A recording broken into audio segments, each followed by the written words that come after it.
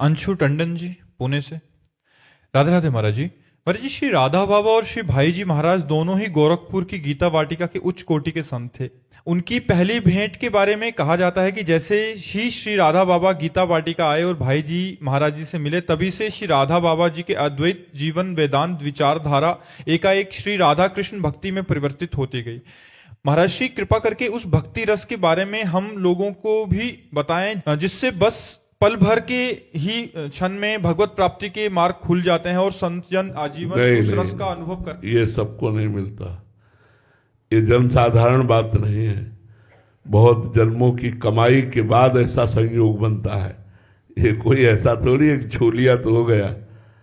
भाई जी ने कितनों को छुआ होगा, केवल राधे बाबा को छुआ क्या?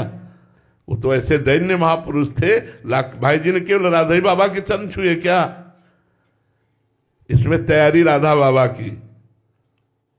भाई जी के हृदय की पूछो तो पूरे विश्व को राधा कृष्ण का प्रेम प्रदान करने के लिए हर समय उत्साहित रहते थे, लेकिन पात्र तो मिले। राधा बाबा की तपस्या, राधा बाबा का ज्ञान, राधा बाबा की पवित्रता, राधा बाबा की जन्म जन्मांतर का भजन अब फलीभूत होने को हुआ तो निमित्त बनाया श्री कृष्ण ने पूज्य भाई जी महाराज को, और जे ही चरण स्पर्श किए बदल दिया। किसने? श्री कृष्ण ने। स्वयं श्री कृष्ण सामने साक्षात खड़े हैं। जहां सोहम की वृत्ति चलती थी वहां श्री कृष्ण के दास सोहम की वृत्ति आ गई। ये सारा का सारा खेल राधा बाबा का है। हमारी बात मानो ना, हम भाई जी के दास हैं, लेकिन इसमें सारा का सारा खेल उस पूज्य महापुरुष की है जिसने जीवन को राख बना दिया, जिसने जीवन को अपने राख बना दिया। और भाई जी ने जे भी छुआ उस राख को सोने में बदल दिया। तो ऐसा राख कौन बनना चाहता है? सब राधा बाबा जैसी अहम वृत्ति को शून्य करके भगवदाकार वृत्ति को, एक सेकेंड के लिए भी भगवत विस्मरण नहीं था बाबा का, एक सेकेंड के लिए भी। पहले ही इतनी आत्मनिष्ठा थी कि जब पूज्य श्री जयदयाल गोविंदका जी ने कहा कि भाई जी से हनुमान प्रसाद पोद्दार जी से मिले, तो उनका मुझे किसी से मिलने की कोई आवश्यकता नहीं, बाबा के वचन पढ़ लेना। जब पूज्य जयदयाल गोविंदका जी ने कहा कि एक बार आप भाई जी हनुमान प्रसाद पोद्दार जी से मिलिए, तो तुरंत बाबा के वचन थे कि मुझे कभी भी किसी से मिलने की कोई आवश्यकता नहीं, क्योंकि परिपूर्ण ज्ञान से थे, परिपूर्ण तप से थे। अब यहां लीला होनी थी, अब यहां लीला होनी थी कि बाबा को प्रेम रस में डुबोना था।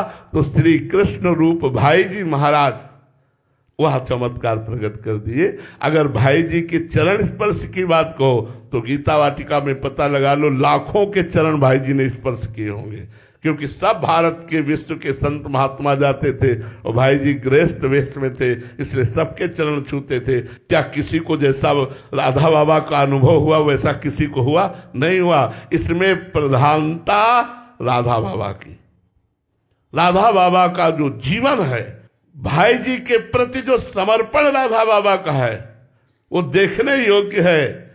भाई जी का शरीर पूरा हुआ, जहां चिता लगी वही पूरा जीवन निर्वाह किया। जहां भाई जी बैठे वही बाबा बैठे, जहां भाई जी सारा कर दिए वही बाबा किए।